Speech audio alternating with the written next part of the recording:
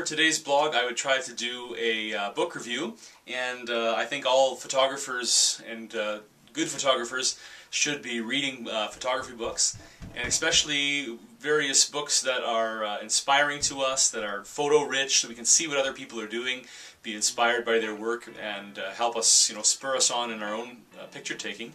And so this book that I picked up and ordered from the local library is called The Art of Children's Photography by Tamara Lackey.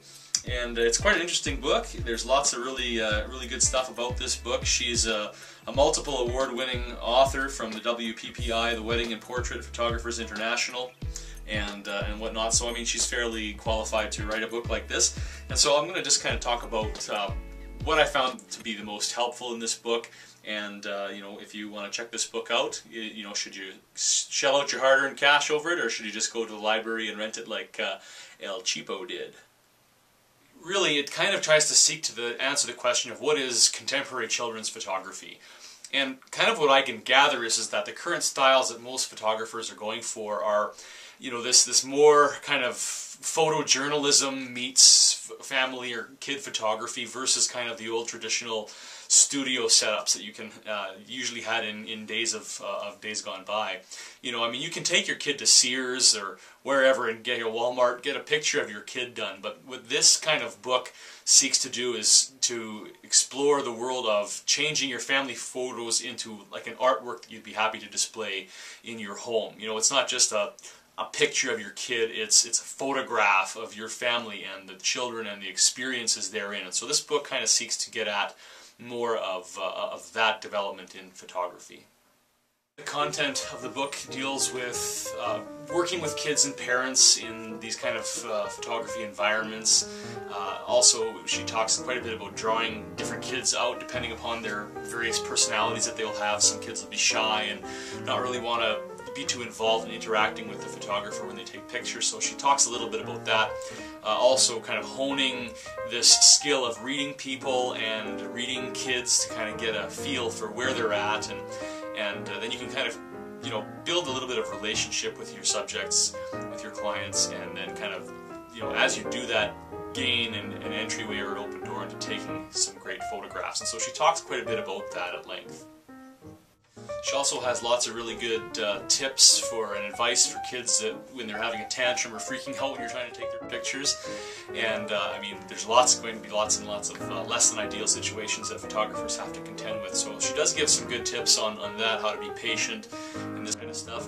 Also, she does have quite a bit of information on the basics of portraiture and photography, and I kind of found these sections to be, well, okay. I think you want to seek more in-depth advice in other books elsewhere. Also, she does have a brief section on a couple of different lighting setups if you have a studio for children's photography, and I think that the lighting setups were okay. I think that if you want to look up like a lighting master for doing portraits, as you want to look up James Schmelzer from Elite Photographic in Detroit, Michigan, look up his studio, and also if you have access to Kelby training, make sure you check out a couple of his sessions there. I found his advice on lighting to be awesome and really informative.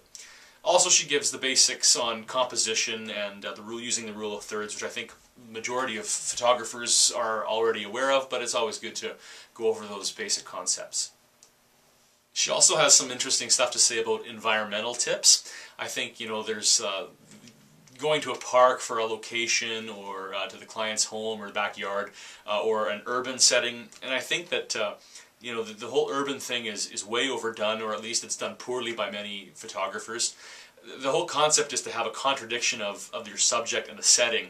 So you have kids that are soft and pudgy and fun to be around in a coarse environment, in a dirty environment like an urban setting. So I mean, I think the contradiction is cool, but for kids photography, I think that it can be done well, and she talks a bit about that. But I think lots of times people just chuck a kid in front of a brick wall and think, okay, yeah. But I think it can be done more creatively.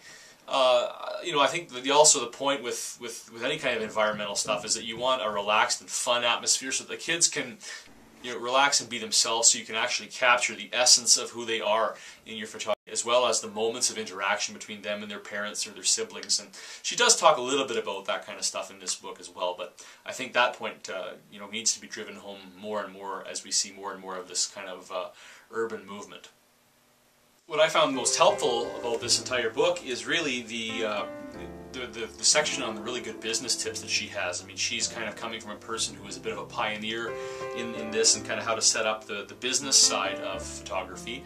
And she has really, really good tips on that whole realm of photography if you are your own, you know, one-person photographic team, if you have your own business. Also, she tells a lot about how to meet with clients, how to kind of form a rapport with them and build a relationship with them. And she has really, really good insightful information about that. So, you know, she takes you through this kind of process that she has sketched out for you. And, you know, you meet with your clients initially and you have a bit of a consultation with them to talk a little bit about your process and what you do. And then you, if they're game for that, you know, you secure your sitting fee payment at that time. Always money up front.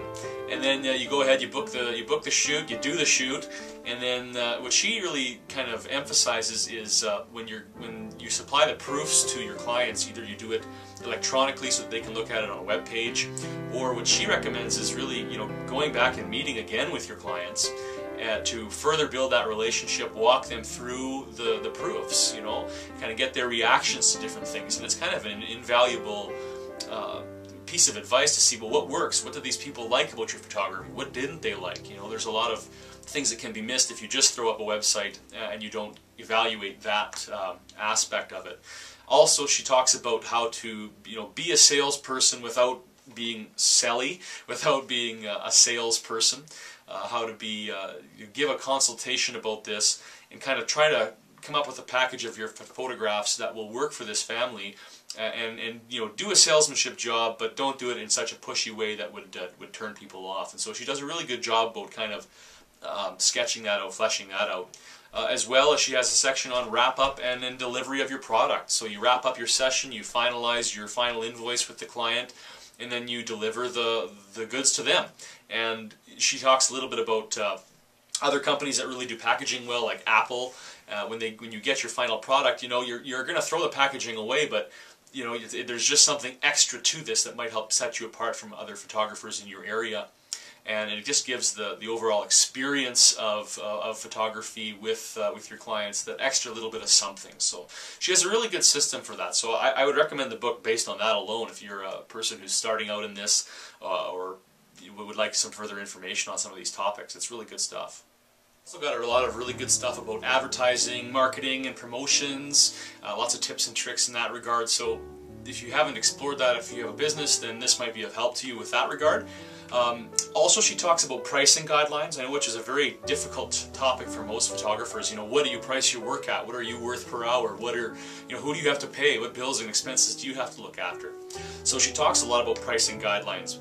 No, she doesn't design wedding or or family photo programs or various packages for you. She's not going to do that, but she does give you some more principles and ideas of how to price your work in relation to your market. What demographic are you going after? What, you know, is it an upscale, posh neighborhood people you're trying to market to, or is it just Joe Blow? You know, this kind of stuff. So she has lots of really good ideas with that regard as well.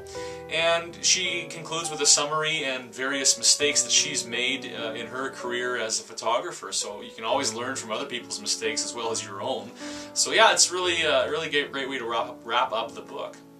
Okay, if I have any kind of critiques about Lackey's book, it is that she doesn't talk at all about a style, you know, having your own style as a photographer. What separates you from the rest of the 8 million photographers that are out there taking pictures of kids and families and whatnot? You know, what is it about your photographic abilities, your knowing of your camera skills, this kind of stuff, your composition, this makes you different from everybody else? And she doesn't really talk about that. Also, she doesn't really talk about the moments that happen when you're taking photography. She doesn't dwell on it very much. And I think whether you're doing kids and families or weddings or whatever it is that you're doing, you know, the best shots, the best portraits, the best photographs, they always capture the essence of the subject. You know, what is it that you're capturing with the camera about that person or about this relationship that is the subject? You know, what about it? You know, and she doesn't really talk about that, and she doesn't talk about the moments, those interactions between the kids and their families that would really, you know, that really add to that overall photograph. You know, what separates it from just a portrait at Sears versus what you're doing as artwork for their family, that capturing that moment. And she doesn't dwell upon that enough and develop that enough. So that's kind of my only two critiques about the book. Other than that, I think it's a really well done book. Like I said, very generous in the amount of photos she includes, very inspiring stuff, good art. Also, I think it's around a 7.5 out of 10. I'd give this book. So for me, it's worth a rent from the old library. And I encourage you, if you do any kind of family photography, even if you're not in business, like I'm not in a business, but if you have kids, you're going to take kid photos. So hey, get this book, learn some stuff. Lots of good tips in here. All right, thanks for watching.